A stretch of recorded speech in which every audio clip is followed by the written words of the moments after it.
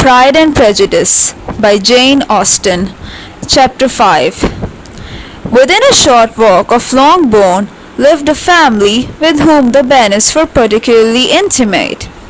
Sir William Lucas had been formerly in trade in Meryton, where he had made a tolerable fortune, and risen to the honour of knighthood by an address to the king during his mayoralty.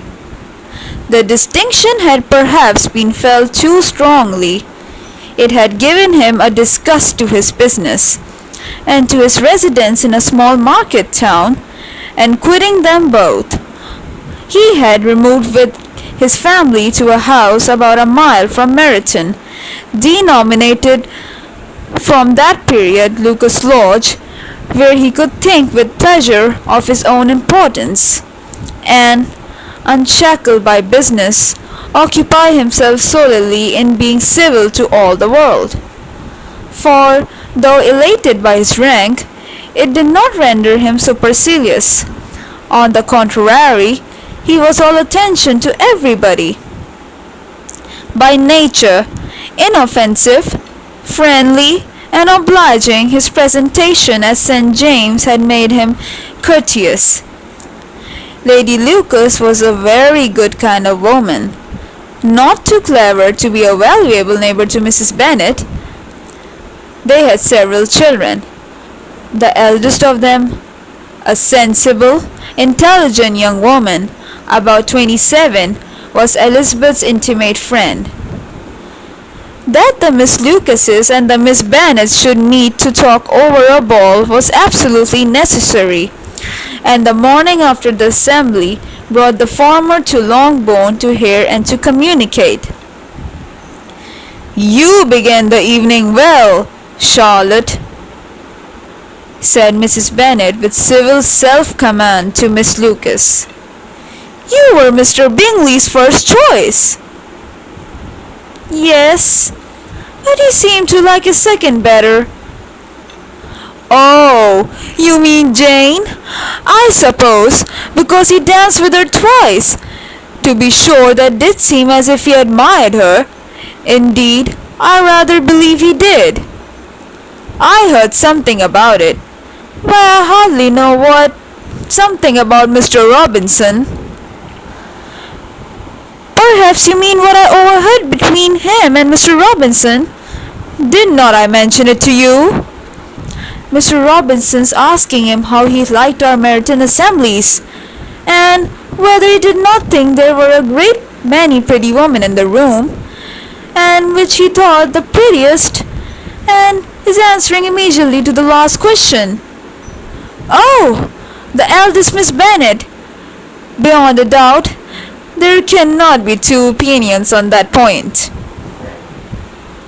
"Upon my word! Well, that was very decided indeed. That does seem as if.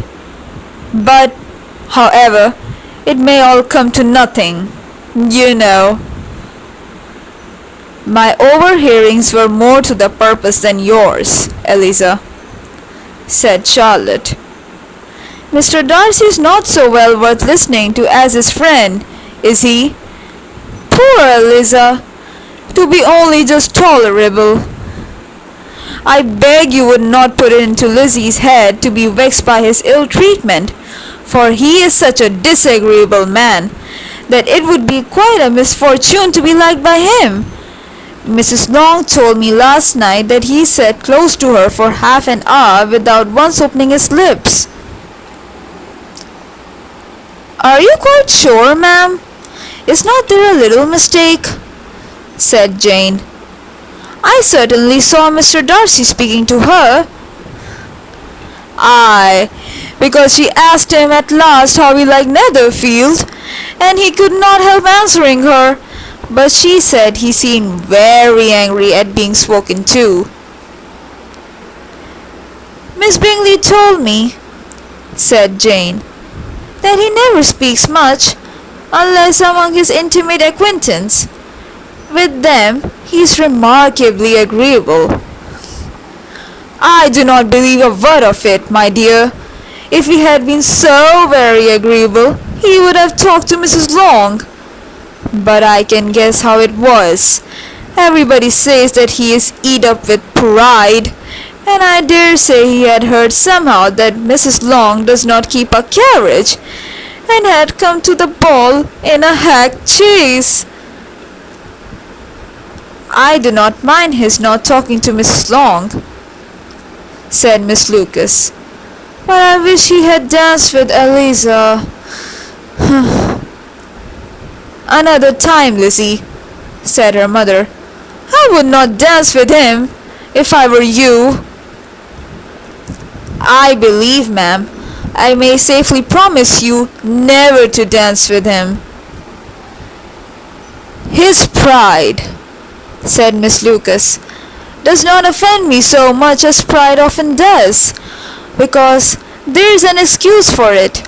One cannot wonder that so very fine a young man, with family, fortune, everything in his favor, should think highly of himself. If I may so express it, he has a right to be proud.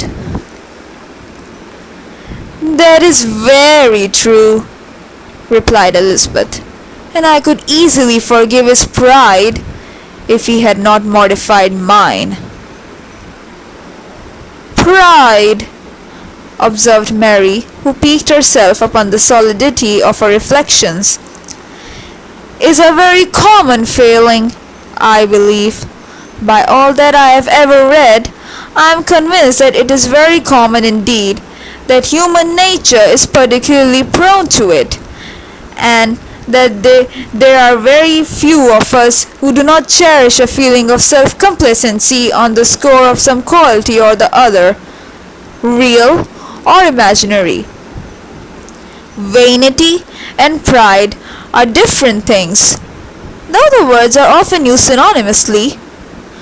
A person may be proud without being vain. Pride relates more to our opinion of ourselves.